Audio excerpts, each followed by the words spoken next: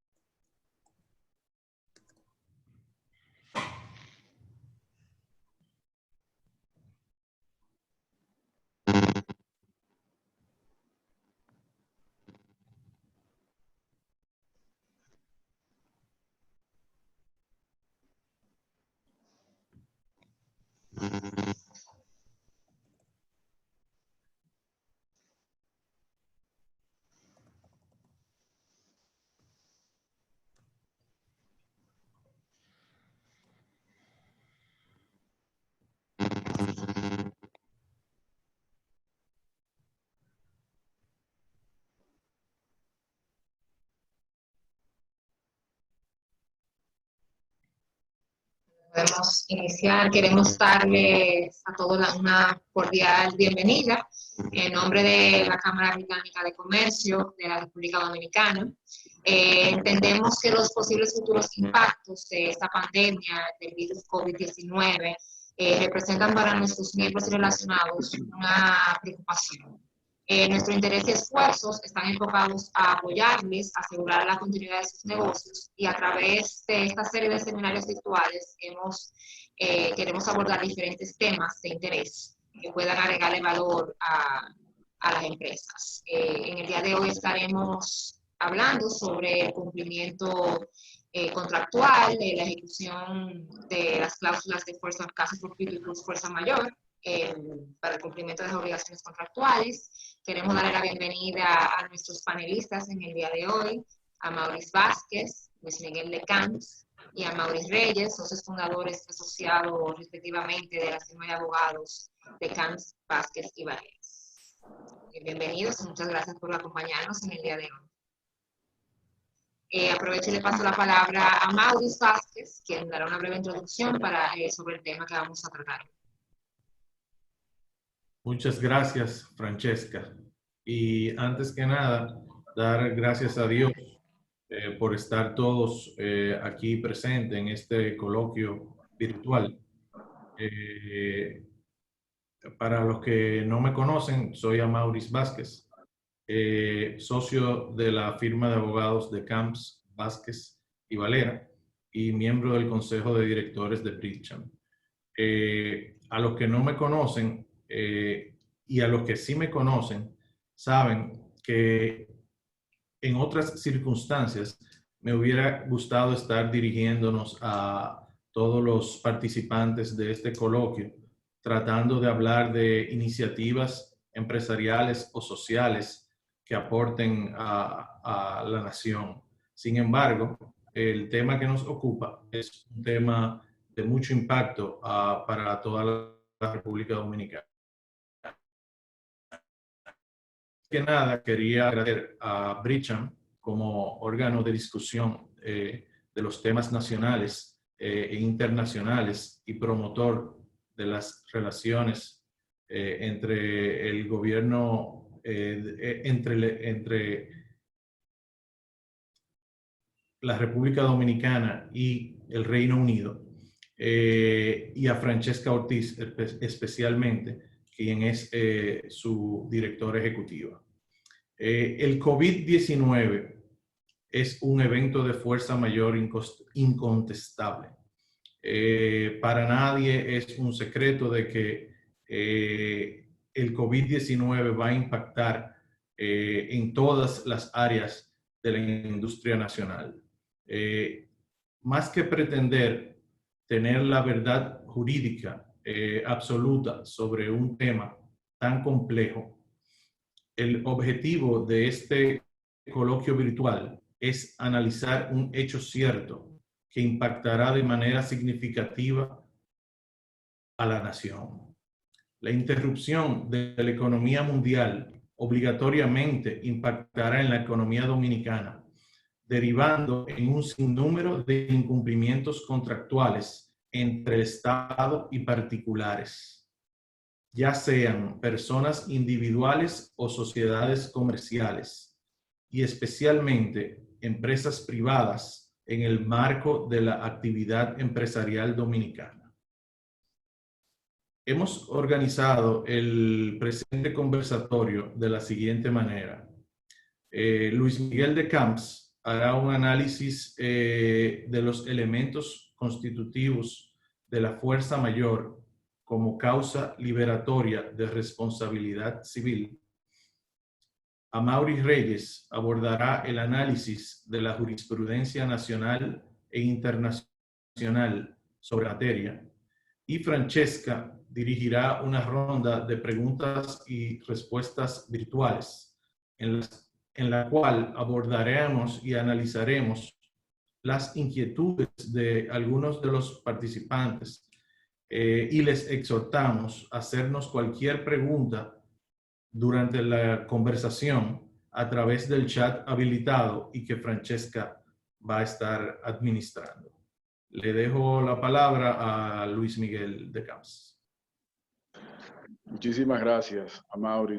Saludos a todos los amigos que están en sintonía. Muchísimas gracias a la Cámara Dominico-Británica de Comercio.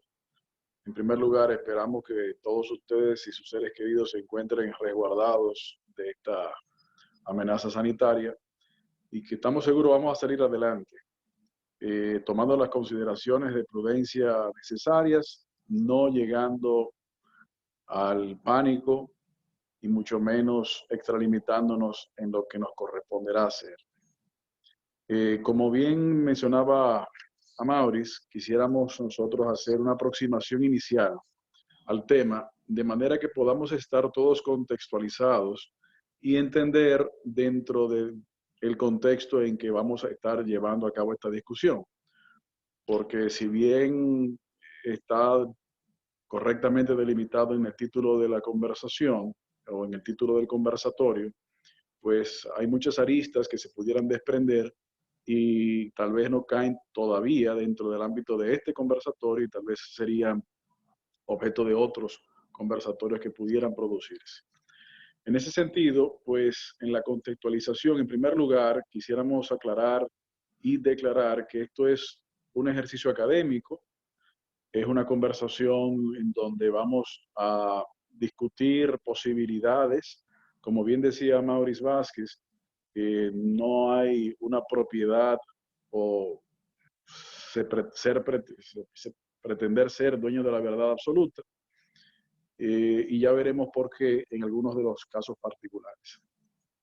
En primer lugar, tenemos que señalar en el proceso de contextualización de que estamos hablando de un tema de responsabilidad civil en el derecho.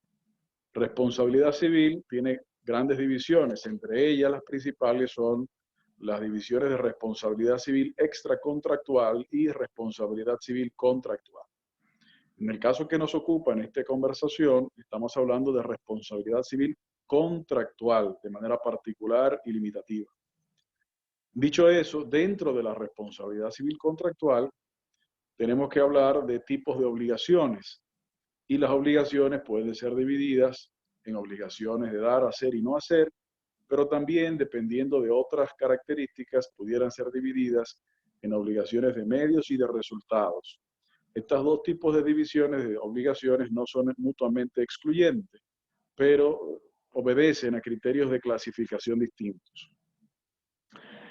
Dicho eso, dentro de ese espacio de enmarcado, pues una aproximación a una definición inicial a fuerza mayor y diferencias o no con casos fortuitos.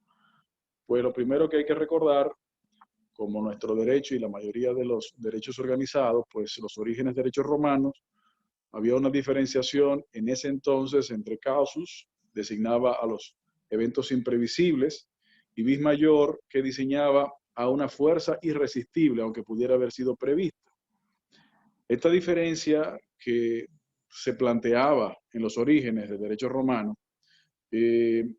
hubo una corriente jurídica que trató de rescatarla y profundizarla, sobre todo aquella corriente que tenía mayores intereses en el aspecto de enfoque de riesgos. Sin embargo, tanto la jurisprudencia nacional como internacional, así como la doctrina mayoritaria nacional e internacional y el Código Civil Dominicano, usan de manera indistinta estos dos términos, el término de fuerza mayor y el término de caso fortuito. Tanto así que hay casos en donde tanto en las leyes como en las decisiones judiciales, se abstiene del uso de uno o se usa indistintamente uno y otro, a veces con la palabra conjuntiva o con la palabra conjuntiva y. Ahora bien, dicho eso, lo que sí se pretende, o se desprende, mejor dicho, de las definiciones vertidas en el origen romano de caso fortuito y fuerza mayor, es que debe haber una irresistibilidad, pero también casi siempre, aunque no siempre, debe haber una imprevisibilidad. En ese sentido, repito, irresistibilidad es algo ya, tal vez como una condición indispensable. Y la imprevisibilidad es una condición casi siempre indispensable, aunque no siempre sea así. Con esta aproximación inicial de las definiciones, o la definición, entonces pasamos a hacer una pequeña aproximación también inicial sobre las obligaciones susceptibles de ser excusadas parcialmente por la tipificación de fuerza mayor. En cuanto a tipo de obligación de medios o resultados, podemos decir que tenemos que recordar, rescatando que estamos hablando de responsabilidad civil y rescatando a los que somos abogados, y aquí hay muchos en esta audiencia, recordar la necesidad de un vínculo de causalidad. Tenemos que decir que la fuerza mayor viene a establecer una razón o causa distinta a ese vínculo de causalidad a la de la culpa. Entonces, cuando vemos las obligaciones divididas entre obligaciones de medios o de resultados, vemos que en las obligaciones de medios pudiera el deudor de la obligación plantear excusas que de incumplimiento porque no tuvo culpa en dicho incumplimiento, y pudiera también argumentar razones de causa de fuerza mayor para excusarlo, aunque sea parcialmente, de dicho incumplimiento. Ahora, en cuanto se refiere a las obligaciones de resultados, el deudor de la obligación no pudiera, en principio, plantear razones de ausencia de culpa porque sus obligaciones son de resultado. En ese escenario, pudiera tal vez plantear o argumentar razones de causa de fuerza mayor para tratar de excusar su obligación de cumplimiento. En esa misma dirección, en cuanto al tipo de obligación de hacer, no hacer y de dar, hay que analizar también la aplicabilidad de la fuerza mayor. La obligación de dar, en principio, es una obligación de resultados. Por lo tanto, no pudiera el deudor de la obligación excusarse ante la ausencia de culpa, sino solamente tratar de argumentar válidamente la presencia de una causa de fuerza mayor para reducir o suprimir parcialmente el ámbito de cumplimiento de su obligación. No tanto así en las de no hacer o de hacer. Y estos temas son, como decía hace un momento, aproximaciones iniciales al particular de contextualización teórica para que en la discusión y profundización podamos entonces adentrarnos en la siguiente intervención. Antes de seguir con el último punto que tengo acá anotado, señalar en cuanto a las obligaciones de medios, en caso de que haya una coincidencia de argumentos de no culpa, así como de argumentos de causa, no pudiera el deudor de la obligación argumentar la ausencia de su cumplimiento a la ausencia de culpa, ya que una cosa es la ausencia de culpa y otra cosa la presencia, perdón, de fuerza mayor. Si existen las dos, pueden existir las dos, pero no significa que una haga que la otra deje de existir. Finalmente, se hace necesario identificar por separado los efectos de la tipificación de causas de fuerza mayor que pudieran tener en las diferentes relaciones contractuales y en las diferentes obligaciones que se derivan de los contratos.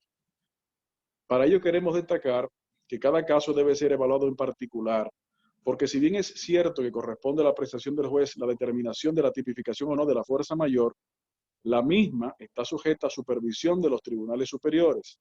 Además, también existen tipos de obligaciones que no son exoneradas y que en el más lejano de los casos, tal vez, lo que pueda lograr es una reducción de las penalizaciones por incumplimiento, sean estas contractuales o por disposición de la ley. En ese último punto, lo que queremos nosotros plantear o señalar es que, vista las definiciones iniciales de qué es causa mayor, vista las obligaciones contractuales que pudieran ser afectadas cuando se tipifica una causa de fuerza mayor, un tercer estado o etapa correspondería al hecho de, uno, la tipificación por parte del tribunal a quién corresponde y bajo qué criterios debe esta considerarse que existe o que se tipifica. Y número dos, y tal vez más importante o tan importante como lo anterior, y seguramente lo que más le interesa a este panel, es los efectos que dicha tipificación tendría. Y es ahí en donde esta discusión va a profundizar, ya que estos efectos no pueden determinarse como regla general en todos los casos. Tienen que determinarse por la revisión caso por caso. Y esta revisión caso por caso tendrá como elementos necesarios a ser revisados, como hemos dicho, el tipo de obligación del que se trata,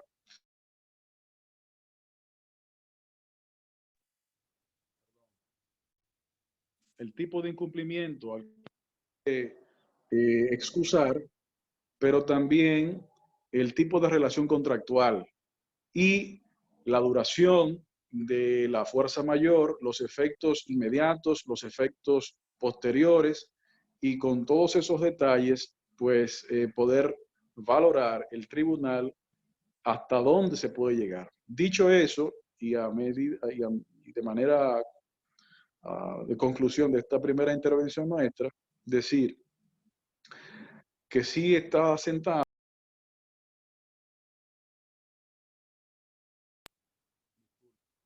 que las obligaciones de pago a las obligaciones de dar, que son a su vez obligaciones de resultados, no están en principio exentas de ejecución por causas de fuerza mayor. Y en caso de que se tipifique causa de fuerza mayor, hasta ahora lo que se ha podido ver es que no exime la obligación en sí, sino que pudiera crearse circunstancias de reducción, como decía, de penalizaciones contractuales o de daños legalmente estatuidos. Con esta introducción, quisiera entonces pasar la palabra a Amaury Reyes.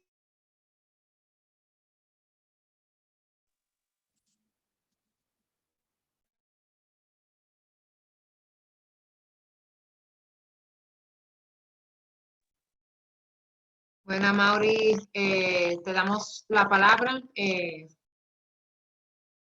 Ok, hola, ¿cómo están? Espera que intento ver si puedo cargar una presentación. ¿Desde acá me permite hacer esto?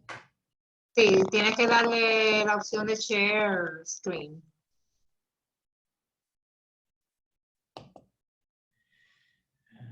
Igual me la puedes mandar y yo la puedo colocar. Sí, bueno. Hola, ¿cómo están? Bueno, mi nombre es Amaury Reyes, soy abogado de la firma de Camps Vázquez y Valera. Mi intervención ahora se va a limitar en cuanto a lo que se refiere a toda la práctica judicial que existe al respecto sobre la fuerza mayor. Particularmente vamos a examinar lo que ocurre en República Dominicana a través de la práctica de la Suprema Corte de Justicia.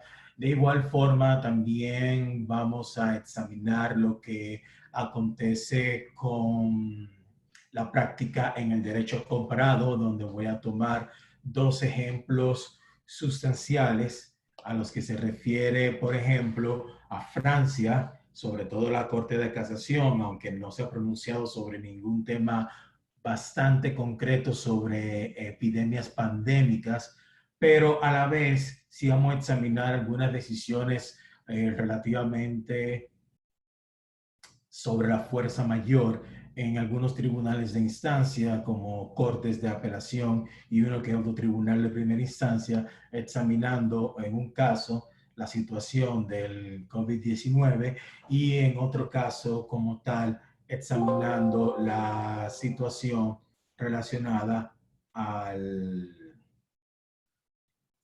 otros tipos de enfermedades pandémicas, otro tipo de enfermedades pandémicas donde el propio tribunal ha examinado caso por caso si procede o no como tal la muestra del efecto de la fuerza mayor. ¿Ok? Entonces, vamos a ver si ahora se ve. ¿Se ve la presentación? ¿Sí?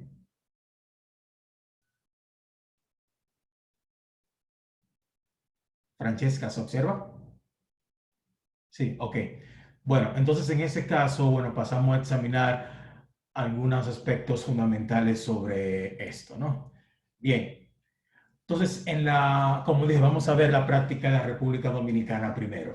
Si tomamos en cuenta la jurisprudencia, claro, debidamente seleccionada desde 1970 hasta la fecha, sin desplazar otras decisiones anteriores de las primeras décadas de la Suprema Corte de Justicia en el siglo XX, perdón, existen al menos 4 características que se pueden derivar del estudio de las decisiones de la Suprema Corte de Justicia hasta la fecha. Ojo, y esto es excluyendo muchos temas, sobre todo relacionados a temas de la guardia de la cosa inanimada por electricidad, accidentes de vehículos de motor, ¿no? Entonces, si un primer tema, vamos a ver el asunto sobre fuerza mayor y caso fortuito, que bien el licenciado de Camps hablaba de una evolución sobre su concepción. Así vamos a ver la concurrencia de los elementos entre imprevisibilidad e irresistibilidad, y así también un elemento que, aunque no aparece mucho en el texto constantemente de la Suprema Corte de Justicia en su doctrina, no obstante el vínculo de causalidad es necesario. Y existe un cuarto elemento que no está del todo claro en la práctica de la Suprema Corte de Justicia, pero sí hay uno que otro caso que se llama el llamado hecho gubernamental y el mal llamado hecho del príncipe, que en lo personal no me gusta asociarlo con la fuerza mayor, sí con asociarlo con la teoría de la imprevisión, que puede tener algún tipo de solapamiento con la fuerza mayor, sobre todo en materia de contratos públicos. En cuanto a la primera, y es que no existe en bajo la Suprema Corte de Justicia ningún tipo de distinción entre lo que es fuerza mayor y caso fortuito. En la doctrina local, influenciado por Francia, de un momento a otro se entendía, por un lado, como la fuerza mayor, como el elemento exterior o fuerza natural, caso fortuito, como un elemento interno, y o bien a través del hecho del hombre, pero a medida que fue pasando el tiempo, esas características fueron variando, invirtiéndose, hasta que básicamente era imposible no asumir que el fortuito puede implicar una fuerza mayor, porque en ambos casos implicaría como tal una falta de control razonable del deudor. La única diferencia que pudiera ser práctica, pero ni siquiera creo que es como elemento jurídico a mi juicio, sino como un elemento de metodología, es para determinar de dónde viene como tal el hecho de fuerza mayor. Algo que sí el tribunal, la Suprema Corte de Justicia y en Francia se toma en cuenta, pero como más bien un método metodológico, según mi criterio. Entonces, ¿qué sucede ahora con la concurrencia de la imprevisibilidad e irresistibilidad? En República Dominicana, contrario a lo que sucede en algunas salas de la Corte de Casación en Francia, se toma en cuenta dos elementos que deben ser concurrentes, al menos desde el punto de vista de la Suprema Corte de Justicia en principio. Y es que tiene que existir como tal un hecho que es imprevisible e inevitable, es decir, irresistible como tal. Esto implica de que no pudo haber sido previsto por el deudor, pero también que las consecuencias o el hecho mismo es inevitable para el deudor. Pero ojo acá, y aquí hay un pequeño caveat o un comodín o condicionante, y es de que independientemente de que haya sido imprevisible o irresistible, según la Corte Suprema de Justicia nuestra desde el 2001, intenta añadir elementos que son propios de la prudencia y el cumplimiento de normas de aplicación general. Porque puede ser que sea imprevisible o inevitable, pero la Corte Suprema sostiene de que si es imprevisible e inevitable y tu actuación no se conforma con los deberes de prudencia, diligencia y mandatos de aplicación general como leyes y reglamentos para evitar el daño, entonces no se puede considerar como tal el reclamo de fuerza mayor. O sea, básicamente uno simplemente no puede reclamar fuerza mayor así por así. Uno tiene que probar la imprevisibilidad y la irresistibilidad como tal, es decir, que no sea previsible el momento de concluir el contrato, de igual forma de que el deudor no tuviera otra forma como operar, que es de donde se reside la irresistibilidad. Y esto lo podemos ver en un caso interesante del 2015, donde se está examinando el proceso de un deslinde de un inmueble y la entrega de documentos para iniciar ese proceso.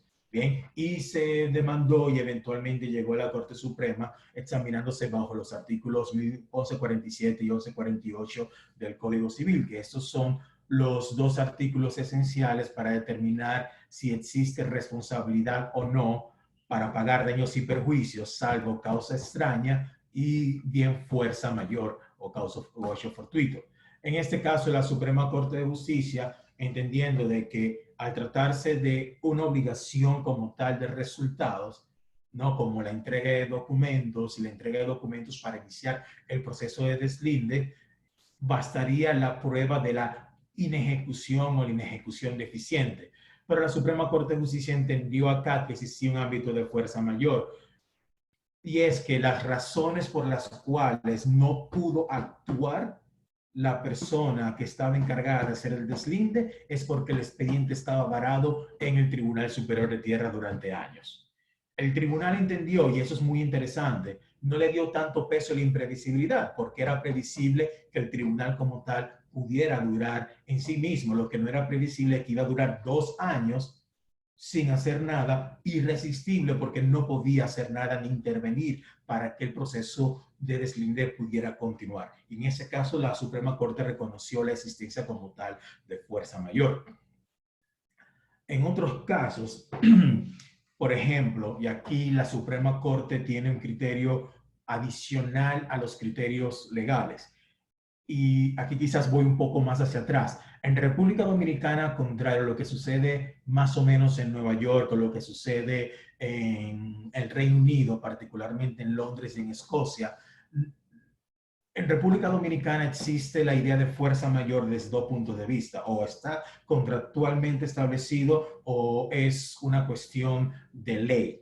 En República Dominicana es una cuestión de ley sin o con independencia de que se redacte o se aplique como tal contractualmente. Por ejemplo, acá en este caso de diciembre del 2001, se estaba examinando una resolución del Banco Central donde se ordenaba o se ordenaba como tal la evaluación de posibles rescisiones de contratos a nivel financiero. Y sobre todo porque había una situación irresistible e imprevisible para poder continuar con los contratos.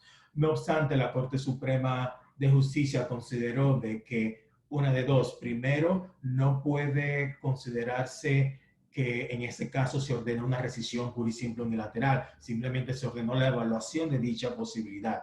Pero lo más importante de este caso es que a pesar de que existe una situación, por ejemplo, general de crisis económica, esa crisis económica en sí mismo no podría ser justificada como tal de una aplicación del criterio de fuerza mayor. Y aquí, ¿por qué la Suprema Corte dijo esto? Por dos razones. La primera era porque en el 94 existía la crisis política derivada de las elecciones y eso no condujo necesariamente a una crisis sistémica en el mercado financiero y cambiario. Y dos, lo que existía en el momento de ámbito institucional no necesariamente existía un vínculo, un impacto directo con los negocios o las ideas sobre cumplimiento, no cumplimiento, resiliación o terminación unilateral del contrato. Es decir, la mera existencia de la crisis institucional que pueda tener un impacto económico, nos dice la Corte Suprema, no es necesariamente equivalente a una existencia como tal de fuerza mayor. En un caso muy interesante, que quizás vamos hablando más sobre cuestiones que que en principio a primera vista escapan como tal del control de las personas, está en un caso del 2015 donde se habla sobre el paso de un huracán y que crearon una serie de calamidades, sobre todo con los cables de tendido eléctrico. ¿Ok? No obstante esto, aquí parte de la responsabilidad, aunque eso fue extracontractual, pero creo que vale mucho para este caso. En el paso como tal del huracán George, la CDE advirtió, a raíz de la muerte de un niño, de que eso fue una situación de fuerza mayor y que escapa del control como tal de la CDE. En ese momento que era que operaba como tal toda la cuestión de la transmisión y la distribución de la electricidad y era propietaria de los cables. No obstante, la Corte Suprema sí reconoció de que en esencia un huracán es un fenómeno que escapa del control de cualquier persona. No obstante, aquí viene un elemento importante y sobre todo me adelanto aquí al vínculo de causalidad. Existía el huracán muy bien, perfecto. No obstante esto, el manejo o el pobre manejo de los cables era anterior al advenimiento como tal del huracán. Por lo tanto, era previsible para la CDE haber tomado cualquier tipo de acción y también era evitable esa situación, por lo que era resistible. Entonces, en ese caso, lo que nos llega a primera vista de que se trata de un caso de fuerza mayor, el solo hecho de la existencia de un huracán no necesariamente reúne esas condiciones, porque hay que verlo desde el punto de vista al momento del hecho, si se trata de un ámbito extracontractual, o del momento del contrato y si podía ser algo o no como tal el deudor.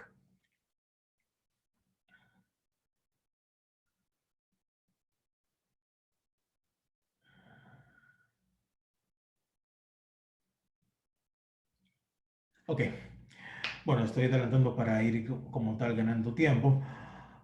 En este caso también supone la imprevisibilidad y resistibilidad, y un caso muy reciente de la Corte Suprema, y es de que el punto a examinar en este caso versaba sobre la idea de que existía una ejecución como tal del contrato por efecto de que la entidad bancaria no podía o podía disponer de ciertos fondos que estaban a nombre del titular de una cuenta de ahorros. Entonces, en este caso, se estaba alegando de que ciertamente hubo algún tipo de manejo en el producto financiero del cliente y el banco en cuestión determinó de que había un asunto de fuerza mayor.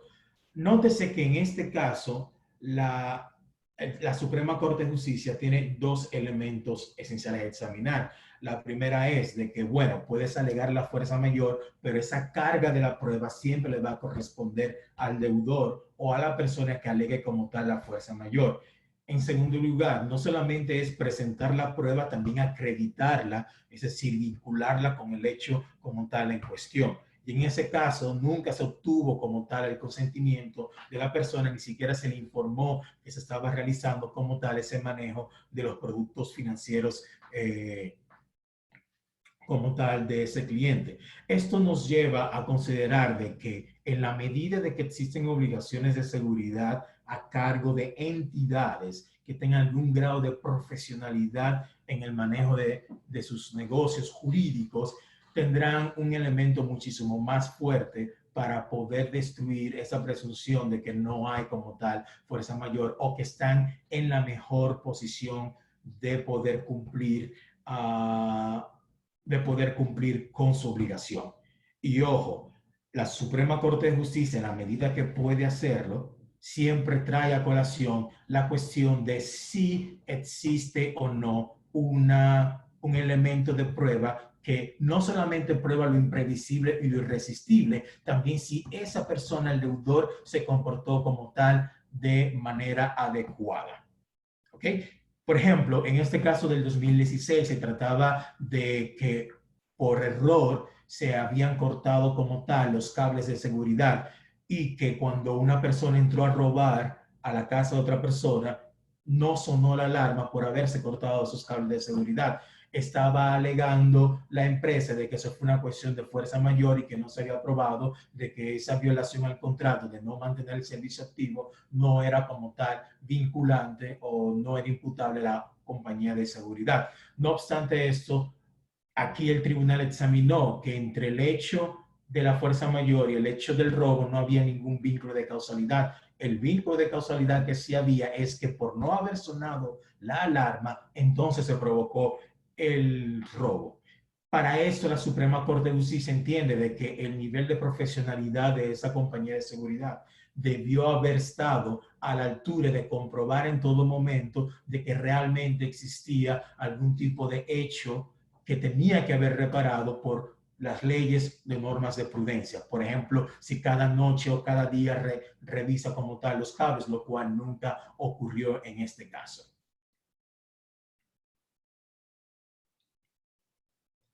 Un elemento importante a tomar en cuenta antes de pasar ya a la cuestión del vínculo de causalidad, y es que dentro de la doctrina de la Suprema Corte de Justicia, mientras exista una obligación de seguridad a cargo del deudor, entiendo que es muchísimo más difícil apelar a la exoneración de responsabilidad bajo el 1147 y 1148 del Código Civil.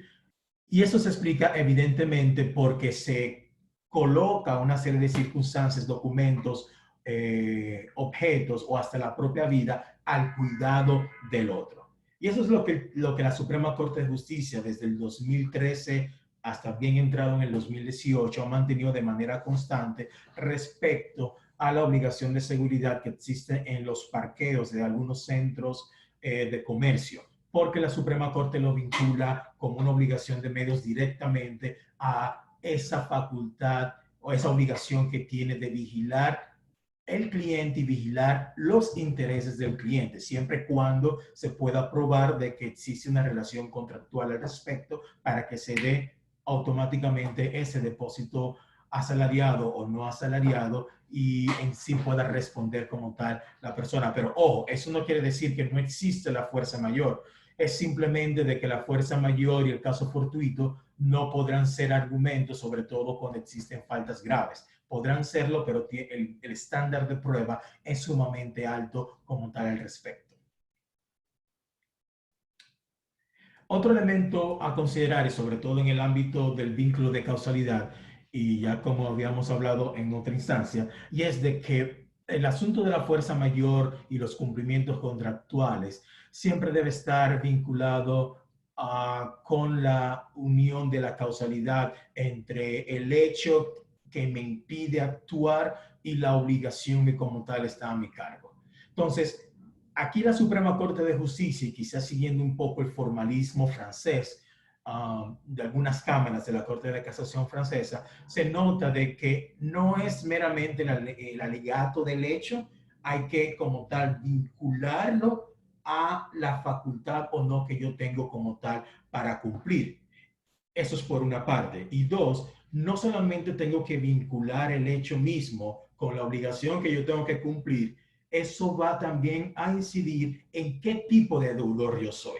Por ejemplo, en el caso del 21 de octubre del 2015, se trataba de una tormenta en que causó sí algunos estragos, no obstante, la compañía del lugar tenía una obligación antes y durante el huracán de asegurar que las antenas estuvieran debidamente reforzadas, sobre todo cuando esta antena estaba muy cerca en Barahona, muy próximo al área costera, lo cual implica un mayor crecimiento o una mayor agresividad del fenómeno atmosférico y que evidentemente va a impactar como tal la antena. Nuevamente, no es solamente el hecho que puede parecer a simple vista algo fuera de serie. Hay que vincularlo con la obligación que tengo y además qué tipo de persona yo soy.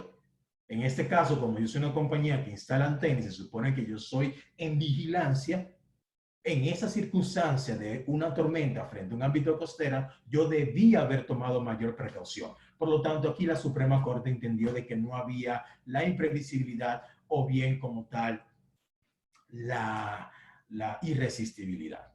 ¿Ok? Otro elemento que toma en cuenta la Corte Suprema es de que, por un lado, no solamente es la imprevisibilidad y la irresistibilidad, así como el deber de diligencia y de prudencia y siguiendo las leyes y las normas del lugar. También existe un deber de prueba de que realmente existe ese hecho extraño y además de que no se responda como tal con la tardanza. ¿Ok?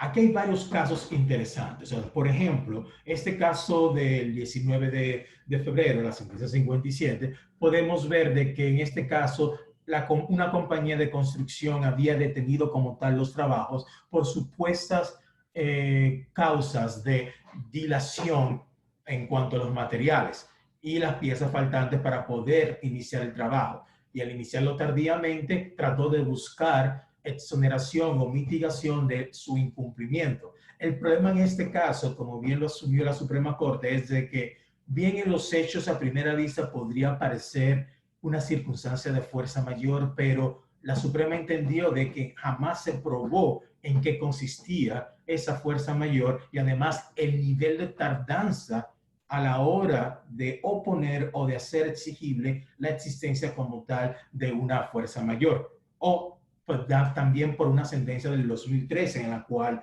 se trataba de un transporte de mudanzas donde se pagó, se cargó el producto y nunca le avisaron a la persona qué había pasado con el producto.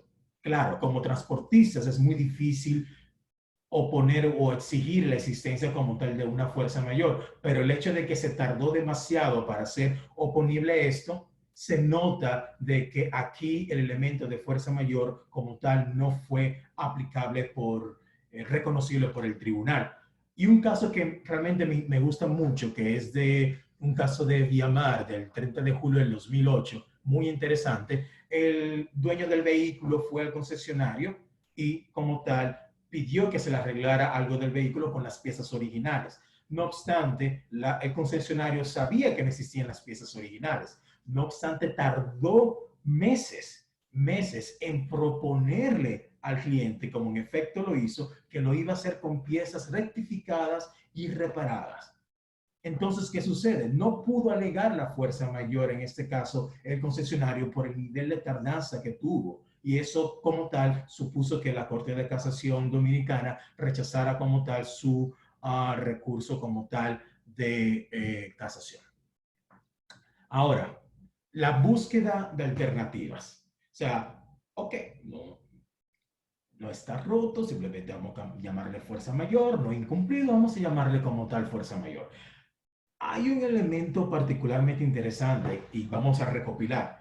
Irresistible, imprevisible, ¿ok? Siguiendo las reglas de las buenas prácticas y conforme a la ley, conforme al reglamento. Si eres profesional, tomar todos los cuidados del lugar. Ahora bien, y claro, probar el fenómeno y probar el vínculo de causalidad.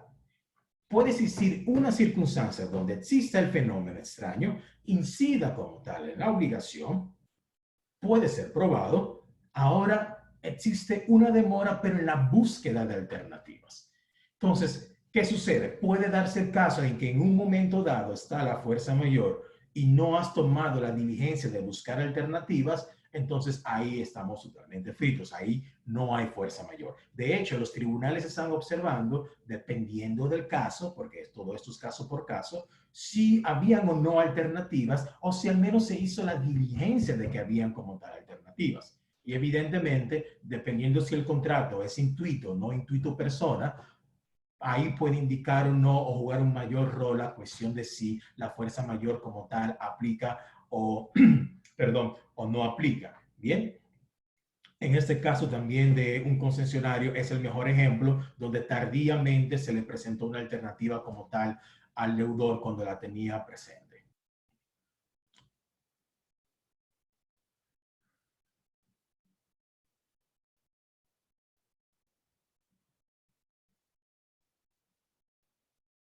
Ok, hay un elemento que probablemente sale un poquito de lo contractual, pero está vinculado a esto por el fenómeno de fuerza mayor y llama la atención sobre la sentencia del 11 de febrero del 2009. Básicamente esa sentencia lo que nos dice en otras palabras, y me permito parafrasear a la Suprema Corte, ya que la Suprema Corte no está aquí en este seminario, y es de que si existe una cuestión técnica que realmente incida en el cumplimiento de la obligación y esa cuestión técnica está fuera del conocimiento como tal del deudor, entonces se puede vincular a una situación, pudiese ser vinculada a una situación de fuerza mayor. Entonces, en este caso se trataba de un incendio que provocó a raíz de un cortocircuito y que terminó un incendio y también llegando a las casas vecinas.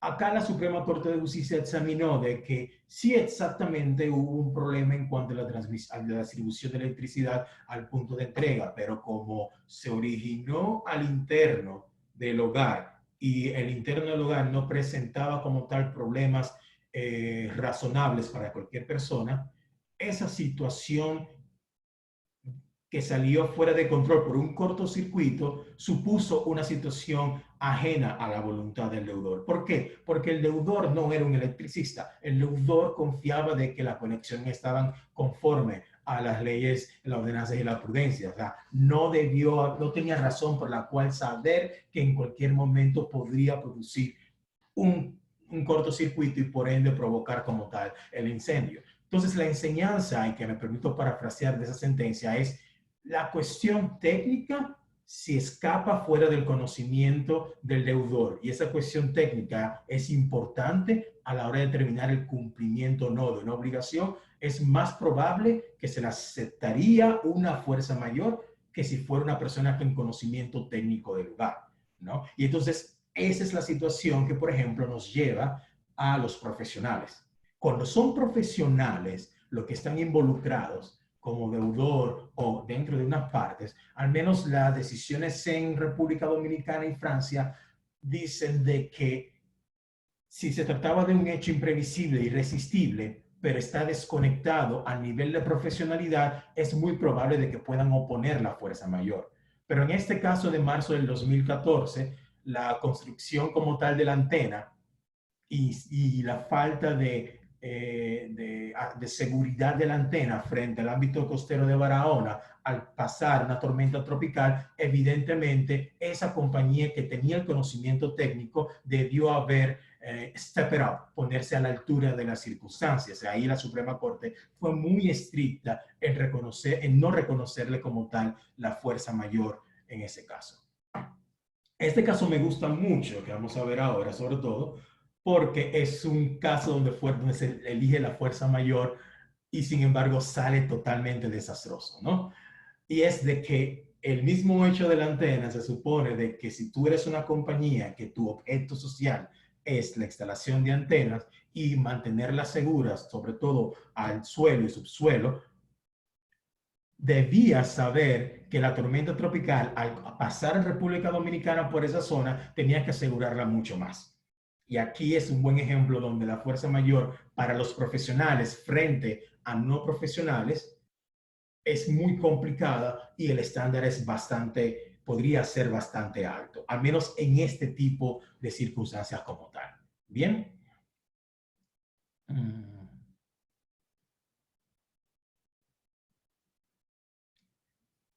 En los casos, ya para ir finalizando con la Suprema Corte, en los casos donde hay un elemento de mandato de depósito, aquí la fuerza mayor de la Suprema Corte lo ha visto con un estándar bastante alto en perjuicio del deudor.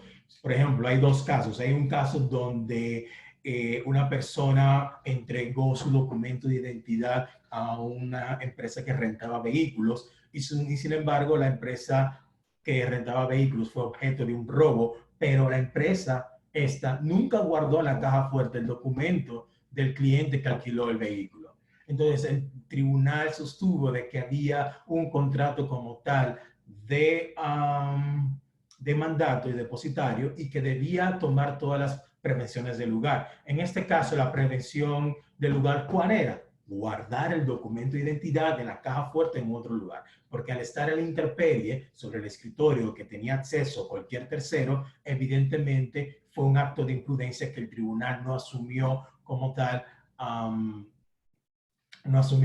como un elemento que fuera característico de fuerza mayor, porque en este caso la situación se dio por el propio hecho del deudor por ser como tal imprudente. Por eso es importante de que cuando se va a evaluar la fuerza mayor, es hacer el ejercicio de si hemos tomado todas las precauciones del lugar para evitar la pérdida o deterioro de la cosa, ¿no? En una sentencia reciente de la Suprema Corte, donde se ordenó la distracción de bienes embargados, el guardián de los bienes embargados, al final de cuentas, terminó condenado porque no tomó ningún tipo de actuación para evitar el deterioro o para evitar la pérdida. Básicamente no tenía forma de entregar. Pero al ordenarse ese contrato de mandato y de depósito, a raíz de ser el guardián de los bienes embargados, entonces había una actitud negligente por parte de ese guardián o depositario y no podía aludir a fuerza mayor porque no tomó ningún tipo de precaución, ¿no? Ahora, en Francia, ¿cómo se mueve? Y sobre todo porque todavía seguimos estrictamente conectados con la evolución del derecho francés, que yo creo que poco a poco debemos ir abandonando, pero es una opinión muy personal, lo admito. Pero en Francia hay que tener cuidado cómo se buscan las decisiones, porque para darles una información, no somos el único país que tiene jurisprudencia muy contradictoria. Y Francia no es la excepción, sobre todo en esta materia. O sea, por ejemplo, al menos hasta el 2006, la primera sala tenía el criterio únicamente de la irresistibilidad. La segunda sala de la Corte de Casación en lo civil tenía que existir imprevisibilidad e irresistibilidad. En la sala de lo social existía imprevisibilidad e irresistibilidad, pero era un argumento muy exigente. Muy rara vez se gana un caso por fuerza mayor en la sala de lo social. Y en la asamblea plenaria, cuando ya la Corte de Casación funciona con el Pleno, sí adoptó un régimen de imprevisibilidad e irresistibilidad, pero con la característica de lo llamado normalmente imprevisible e irresistible, de forma tal de que aunque sea un elemento abstracto, al momento de la formación del contrato, trata de colocar a esa persona en la misma situación donde una persona razonable hubiese actuado de la misma forma. Básicamente comparándolo con el unicornio de la responsabilidad civil, que es la persona responsable o razonable. Rápidamente, la Corte de Casación asume la fuerza mayor como un elemento abstracto siempre al momento de concluir el contrato. Y por eso lo trato de examinar a la luz del unicornio de la responsabilidad civil, es decir, la persona razonable en la misma circunstancia de hecho. Hay un caso muy interesante de la Cámara Comercial donde había una paralización general de los bancos a raíz de una huelga y se libró a un deudor de poder pagar o hacer depósitos que era exigible ese día como tal de la huelga. Entonces ahí había como tal un vínculo de causalidad.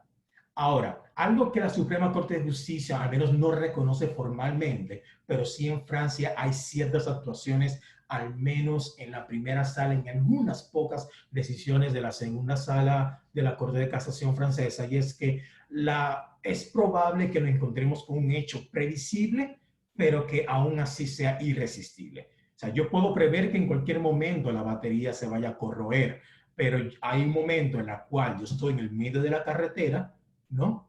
Y yo no tengo ninguna forma de resolver porque no hay ninguna bomba, no hay un gomero, no hay un sitio como tal de repuesto. Es lo mismo del ejemplo de estar solvente pero no ser líquido, estar en el medio de la carretera con tarjetas de crédito pero sin solvencia, sin dinero. Entonces aquí mismo pasa igual. Es previsible que se me vaya a dañar el vehículo, pero es irresistible atendiendo a las circunstancias del lugar. El punto es siempre tomar todas las precauciones del lugar. Eso es lo que también evalúa con mucha lupa la Corte de Casación francesa. De hecho, si hay dos cosas que la Corte de Casación francesa evalúa sin importar la sala, es las precauciones del lugar y de igual forma si es como tal irresistible. ¿Ok? Pero eso es importante y lo vemos también en el ámbito de las actividades atmosféricas y en actividades como tal de enfermedad. O sea, por ejemplo, la tercera sala sostiene de que si existe algún tipo de hogar donde no tiene ningún tipo de problemas de filtraciones, pero a raíz de una tormenta y las precipitaciones intensas dan lugar a las infiltraciones o las filtraciones, entonces sí se reconoce el elemento de irresistibilidad. Pero también cuando existe un problema sistémico, por ejemplo, informático en el banco, como una sentencia del 2010 reconoció la tercera sala, que el deudor a la deudora no puede pagar a través del banco o a través de la aplicación bancaria. ¿Por qué? Porque existe un sistema informático que está dañado y por lo tanto ella no tiene ninguna opción. No puede ni mandar una paloma mensajera, no puede dejar el sobre y meterlo bajo el banco, no puede hacer nada para cumplir su obligación. Y ahí en ese caso era totalmente así irresistible como tal. Ahora, un elemento importante antes de entrar a la cuestión de las enfermedades e ir avanzando es el hecho de que, al contrario a la Corte Suprema de Justicia, por ejemplo, la Corte de Casación francesa siempre pide a nivel contractual una imposibilidad de cumplimiento, algo que mencionaba el licenciado de Camps, y a su vez es en todas las circunstancias de la obligación que es exigible. No obstante, la primera sala reconoce constantemente de que es posible oponer que el incumplimiento, la imposibilidad, sea durante un periodo temporal. Y si es durante un periodo temporal, entonces es posible al menos suspender el cumplimiento de la obligación por ese periodo. Entonces eso es importante. Hay que determinar el remedio. Una cosa es que realmente proceda la fuerza mayor y otra cosa es cuál es el remedio de la exoneración total, de la aniquilación, lo cual no creo que sea posible, pero al menos quizás de la suspensión. Pero aún existiendo eso, la gran pregunta que se hace en Francia ¿es imposible cumplir? Sí, pero ¿existen otras posibilidades? Si existen otras posibilidades, entonces es probable cumplir. Como pasó en un caso de una agencia de viaje que se le compró un boleto aéreo a una persona para ir a un lugar en Rusia, pero alegó fuerza mayor por el punto del clima, pero existía un boleto de tren que le podía llevar a ese otro lugar. Y ahí la Corte de Casación, por ejemplo, admitió que no había como tal fuerza mayor. Básicamente, existen otras vías del lugar, la irresistibilidad inmediatamente pudiera caer dependiendo el caso. Y eso que cuando son profesionales, la Corte de Casación siempre asume que las circunstancias son previsibles, quedándole únicamente la prueba de la cuestión de la irresistibilidad. Por último, en cuanto a las enfermedades, en Francia, generalmente, a pesar de que usualmente la fuerza mayor se ve como algo exterior, se admite que las enfermedades, como es algo interior, puede ser también una causa de fuerza mayor. Y sobre todo cuando la enfermedad impide al deudor cumplir con una obligación del lugar o satisfacer el objetivo de la obligación. Por ejemplo, en la Corte de Casación, me parece que fue en la Asamblea Plenaria, se trataba de un viaje a Egipto, donde la persona que tenía una cierta edad tuvo que cancelar a último momento, no le permitieron renovar el viaje y sí la Corte de Casación, en ese caso muy concreto, reconoció la fuerza mayor. Y ahí hablamos de un elemento de profesional, agencia de viajes, y dos, el viajero. Pero también las circunstancias personales, aún sea de profesionales o no, pueden influir como tal en la fuerza mayor. Por ejemplo, en un caso de un contrato de seguros, que una señora buscaba obtener el interés asegurable, la indemnización del interés asegurable, sostuvo la Corte de Casación de que se trataba de una persona vulnerable, de alta edad y con garantías contractuales específicas, podía como tal alegar la fuerza mayor de que el hecho que le ocurrió no fue imputable a ella por la enfermedad y por lo tanto podría como tal obtener la indemnización. Ahora, más entrado en epidemias o enfermedades graves, por ejemplo, en la chikungunya, que es una enfermedad bastante grave. En Francia, al menos hasta el 2018, en la Corte de Apelación de Basse-Terre, ahí se observa de que no es tanto la enfermedad en sí mismo. Aquí la Corte de Apelación evaluó si existía un tratamiento previo, si existía una tasa de sobrevivencia baja o alto, o que bien podía el deudor quedar totalmente medicado durante todo ese ámbito de la epidemia, si podía como tal seguir funcionando. Y en ese caso rechazó la idea de la fuerza mayor.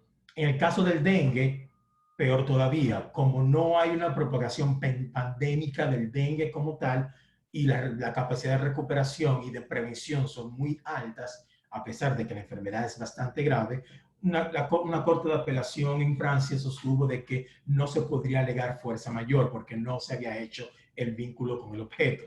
Ahora bien, en la gripe H1N1, al menos en Canadá, se ha obtenido como un ámbito de fuerza mayor en su momento, pero Francia lo dice, mira, puede ser fuerza mayor, pero si todavía tú puedes actuar, no hay ningún problema. Y es lo que sucedió en este caso de la Cámara Comercial, igualmente en la Corte de Apelación de Versalles, donde el empleador, a pesar de que podía suplir otros tipos de medicamentos, eso como tal le permitía actuar y cumplir con su obligación.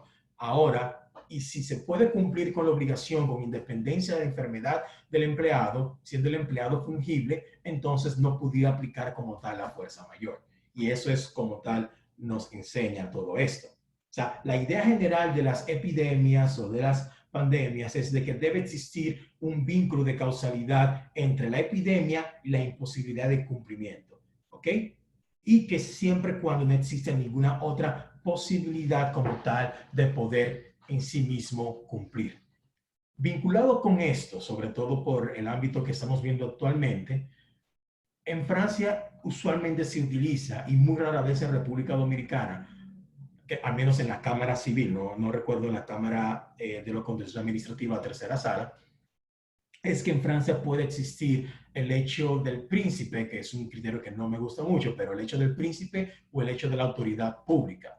Si existe algún tipo de mandamiento público que incide directamente en la actuación como tal de la obligación y no existe otra alternativa, entonces es un hecho de fuerza mayor derivado de la autoridad pública en cuestión. Y eso se vio en República Dominicana en el 1970, donde había como tal una ordenanza donde se impedía la distribución de ciertos ámbitos de seguridad, de electricidad en ciertos aspectos. Se cortó la energía eléctrica, la persona intentó demandar a la CDE en ese entonces, y la CDE dijo, mira, yo no puedo hacerlo porque hay una ordenanza municipal respecto a ese elemento territorial que me impedía en sí mismo ejercer mis funciones. Y la Corte de Casación de República Dominicana, la Suprema Corte, reconoció exactamente que a raíz de esa decisión de gobierno de la autoridad municipal, si estando buena o mala, eso no interesa ahora, sí admitió la posibilidad de existencia de una fuerza como tal exterior. Ahora bien, el punto va a estar eventualmente, sobre todo en los casos de República Dominicana, si son de autoridad legítima o se trata de una competencia que es formal o no formal. Ya para acabar, coloco el ejemplo de New York, que es un ejemplo quizás más flexible en el hecho de que en New York, tanto las divisiones de apelación como la Corte de Apelaciones de Nueva York, en Nueva York la Corte de Apelaciones es el máximo órgano, luego sigue la División de Apelaciones y luego está la Suprema Corte de Justicia por Condados. Es extraño, pero New York es extraño y por eso amamos todos a New York. En estos casos estamos viendo varias particularidades. Si tienes un contrato que tiene una cláusula de fuerza mayor, entonces los jueces aplican o interpretan las cláusulas de fuerza mayor y la ejecutan de manera más fácil si no existiese. Es decir, si existe una cláusula de fuerza mayor en el contrato, los jueces la aplican y atendiendo siempre al contexto de las palabras que están utilizando. Por eso que los contratos hechos en el extranjero tienen cláusulas de fuerza mayor muy extensas para hacer un catch-all phrase y caiga todo.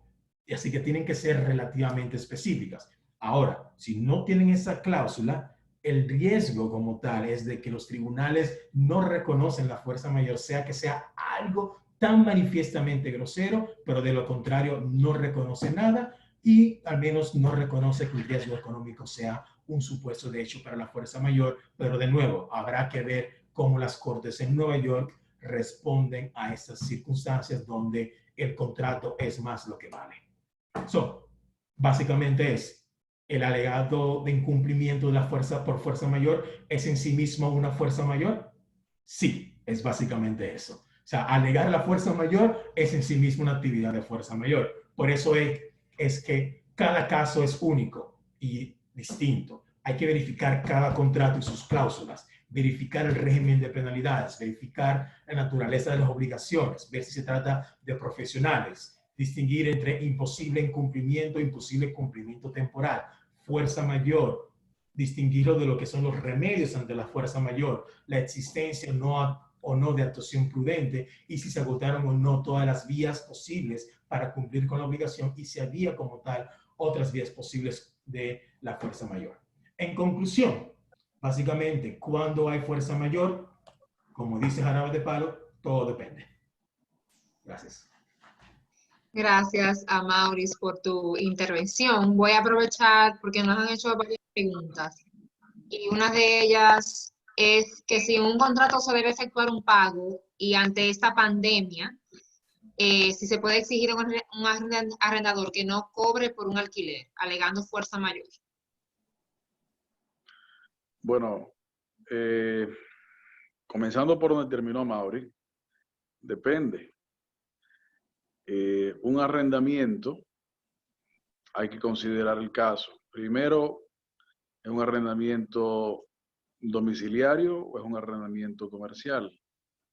Otra consideración que habría que evaluar, la obligación de pago, como habíamos dicho, es una obligación de dar y la jurisprudencia y la doctrina y la propia ley dominicana establecen que en principio las obligaciones de pago no son exentas de su cumplimiento, incluso por causas de fuerza mayor. Se lee el artículo 1148, me parece, del Código Civil, se puede visualizar que el impacto de reducción del cumplimiento de obligaciones pudiera estar limitado a daños y perjuicios, no así a la obligación principal. Y si se complementa con el artículo 1309, creo, del Código Civil, pudiera haber una decisión judicial de pagos prorrateados en el futuro por aquellos que hubo dificultad. Pero vuelvo y repito, eso dependerá del caso particular. Y otra condición que habría que revisar en casos particulares de arrendamiento, como el que la pregunta se refiere, es el contrato mismo. ¿Qué establece dicho contrato en dicha cláusula? Por otro lado, nos pregunta cuáles opciones se pueden plantear para extinción de responsabilidad por incumplimiento para aquellas relaciones comerciales cuyos contratos no contemplan cláusulas de fuerza mayor.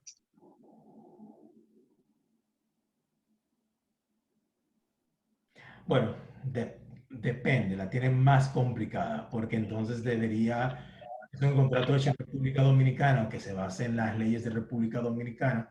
Lo mejor siempre es tener el contrato que más o menos te dé algo, porque como son normas que no necesariamente son de orden público, los contratos pueden extender y jugar con ellos dependiendo de las circunstancias. Entonces, se va a aplicar básicamente el régimen general del 1147 y 1148 del Código Civil, y ahí habría que hacer varias precisiones, porque dice el 147, debe existir una causa extraña no imputable al deudor, y el 148 habla como tal de fuerza mayor. Entonces, eso va a ser una cuestión bastante casuística, a pesar que la fuerza mayor es un elemento de hecho, pero esa valoración es una cuestión de hecho donde sí existe algún tipo de discreción por parte de los jueces. En otras palabras, quien alegue la fuerza mayor tendrá que hacer una serie de determinaciones y de vinculaciones con el hecho que podría ser complicada, pero eso va a depender de qué tipo de actividad estemos hablando, cuál es el ámbito de la obligación, si son de medios, si son de resultados, si son profesionales, no profesionales, si es un contrato de consumo, si es un contrato, por ejemplo, de transporte. Es muchísimo más complicado también. De nuevo, la regla de jarabe de palo, depende. Todo depende. Igualmente, volviendo al tema sobre lo que tú tocaste anteriormente del impedimento temporal o la suspensión temporal de las obligaciones que pueden ser consideradas, pero en el caso de que en un contrato tú no tengas esa cláusula incluida, yo pudiera notificar la suspensión de un contrato, se puede renegociar el mismo por causa de esta pandemia del COVID, cuando el objeto del contrato no se puede cumplir, o si hay que pedir simplemente la rescisión del mismo por fuerza mayor y hacer un contrato nuevo posterior. ¿Alguien no? Okay. Bueno, todo dependerá, por ejemplo, del tipo de obligación. Sí, por ejemplo, En esta pregunta se refiere igualmente a un contrato de arrendamiento. Por ejemplo, hay que ver cuál tipo de obligación que se está como tal incumpliendo. Si existe un ámbito de fuerza mayor que no se permite la suspensión temporal, se puede renegociar como tal el contrato, no necesariamente aludir a la terminación, o bien quizás hacer una terminación mutua y proceder a un nuevo contrato. Pero va a depender exactamente de qué. Y efectivamente se refiere a un contrato de alquiler. No veo la necesidad, si el inquilino va a continuar utilizando el inmueble durante este periodo de emergencia, de tener, y finalmente va a continuar utilizándolo, que rescindir un contrato existente. Yo creo que lo más objetivo y prudente debería ser la conversación entre las partes y ver cuál es la solución más razonable de cara a lo que se ha decretado como periodo de emergencia. Porque si en un contrato de arrendamiento está clara la obligación del inquilino de pagar el precio. Obviamente, en una pandemia como la que estamos sufriendo en carne viva el mundo y particularmente nosotros los dominicanos, el dinero es un bien escaso y para mucha gente puede incidir en la capacidad de pago de la misma vivienda familiar, que es un caso muy distinto a lo que sería un arrendamiento comercial, en el que el criterio de la pandemia y el vínculo directo a la incapacidad de pago no es tan fácil de probar. No sé, Luis Miguel, si tú tienes algún comentario. No, con eso yo me parece bien. Igualmente. Igualmente comentan lo mismo con un caso de un contrato de arrendamiento comercial, que inició justo al momento de decretarse el estado de emergencia. El propietario cerró el establecimiento comercial, por lo que el arrendatario no ha podido disfrutar del local. Si este tendría la obligación de pago durante el periodo de cierre, porque la intención efectivamente no es terminar el contrato. Pero, Aplicaré la misma solución, ¿no? antes de que Mauri abunde un poco, ahí se da un poco lo que mencionaba Maurice Vázquez hace un momentito. El hecho hay que diferenciar, me parece a mí, entre lo que se puede interpretar de las reglas jurídicas y de lo que el sentido de negocio y el interés de negocio pudiera significar hacia el futuro entre las partes contratantes. Porque si bien es cierto que puede haber una regla que establezca una solución drástica en una u otra dirección, dependiendo de los intereses de las partes contratantes, tal vez el interés de ambas partes sea el de no aplicar esa definición drástica en una u otra dirección. Por lo tanto, recato y subrayo lo que mencionaba Mauricio hace un momento, de que en términos generales eso debe ser tomado en consideración para que sea una de las primeras medidas una conversación, ya que, como decíamos al principio, en el caso de la pregunta, si el interés no es concluirlo, esa relación contractual, pero hay que ver que la obligación de pago es una obligación de dar que no se suspende en principio por situaciones como la actual. ¿Cuáles mecanismos entre las partes pudieran encontrarse? Y adicionalmente a eso, el hecho de que la valoración de la constitución de fuerza mayor, así como de las posibles soluciones que se tomen, serán determinadas de manera particular e individual por el tribunal, por los jueces o por el juez, también hace que los casos sean necesarios revisarse de manera particular e individualmente. Gracias, Miguel. ¿Te iba a decir algo, Mauri? Espérate, que estás... Ahora sí. No, iba a decir que se aplicará la misma solución que propuso el licenciado Vázquez en ese sentido. Hay que negociar en esa parte por las particularidades. En el caso de los contratos, que se utiliza la coletilla de que las partes para no previsto se permiten al derecho común. En el caso de la fuerza mayor, ¿se puede usar de forma abierta? Nos preguntan. Entiendo que se refiere si en el contrato no tiene una cláusula específica de fuerza mayor. No, lo que habíamos hablado hace un momento con una pregunta similar, irían al 147 y 148 y cualquier otra disposición jurídica dependiendo de la naturaleza como tal del contrato. Y sería demostrar de que si realmente la obligación puede cumplirse o no, si es una imposibilidad que no es absoluta, si existen otras alternativas para cumplir y cuál es el objeto del contrato y el objeto de esa obligación en particular. La regla de jarabe de palo, Francesca. Y finalmente nos preguntan otro participante, ¿qué opciones se pueden plantear en préstamos comerciales con financieros? Bueno, en cuanto a préstamos, ha habido una decisión de manera una decisión unilateral, de manera bastante rápida, por las instituciones financieras dominicanas, de eximir temporalmente de la obligación de ejercer el pago de ciertos aspectos de préstamos, por en algunos casos 2 meses y en algunos casos 3 meses, dependiendo de la institución financiera de la que se trate. Y también se establece que dicha suspensión de ejecución de obligación no es una eliminación de la misma.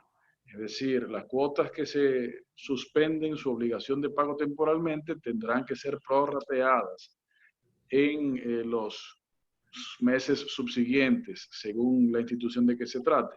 Atendiendo esa pregunta, pues mecanismos, obviamente la conversación, y si se trata de una entidad que ha decidido no acogerse a esa medida generalmente adoptada por las instituciones financieras y reguladas, pues tal vez hacer ver el hecho comparativo que existe entre esas instituciones, que me parece que son la gran mayoría, y tal vez esa otra que tal vez no se ha adherido a dicha decisión. Perfecto. Al respecto, Francesca, y como conclusión, puntualizar que en los sectores energético, eléctrico y de telecomunicaciones, a raíz específicamente de la pandemia que sufrimos, el gobierno ha tomado ciertas medidas. En el caso del servicio público de electricidad, se ordenó a las distribuidoras y sistemas conectados a no suspender el servicio por falta de pago a los usuarios, siempre y cuando estuvieran al día en sus facturas corrientes antes de la declaratoria de emergencia. Y en el servicio de telecomunicaciones, por igual, se combinó a las telecomunicadoras a no suspender el servicio durante la declaratoria de emergencia.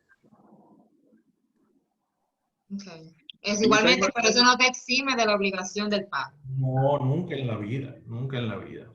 En esa misma dirección, con sectores regulados que mencionaba Maurice, hay una de las inquietudes últimas que pude leer ahora y se refiere a centros educativos, que es un sector, además de ser un derecho fundamental, el acceso a la educación, es un sector regulado. En este momento, las docencias se encuentran suspendidas y entendemos que posterior a la suspensión, temas como el que se plantea en una de las últimas preguntas, tendrá que ser sujeto a revisión por el Ministerio de Educación. Sí, porque nos preguntan si una persona debe pagar un derecho fundamental como la educación, si el centro escolar puede suspender la matrícula por falta de pago. Yo entiendo igualmente que eso es algo que debe evaluarse. En el caso de que esté suspendida las clases, porque hay centros que han continuado con las clases virtuales. Así es. A ver si tenemos otra pregunta. ¿Es una alternativa? Correcto. Bueno,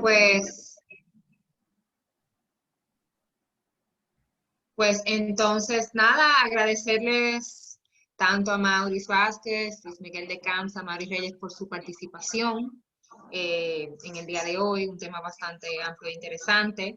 Reiteramos igualmente el compromiso de la Cámara Británica de Comercio en la República Dominicana de continuar abordando temas para agregar valor a nuestra membresía y relacionados. Cualquier otra inquietud nos la pueden hacer llegar vía el correo electrónico y podemos responderle más adelante. Invitamos que se mantengan pendientes de nuestras redes, donde iremos anunciando otros temas que vamos a tratar. Muchísimas gracias y que pasen felices. Muchísimas gracias a todos. Gracias. Hasta luego. Bye. Bye.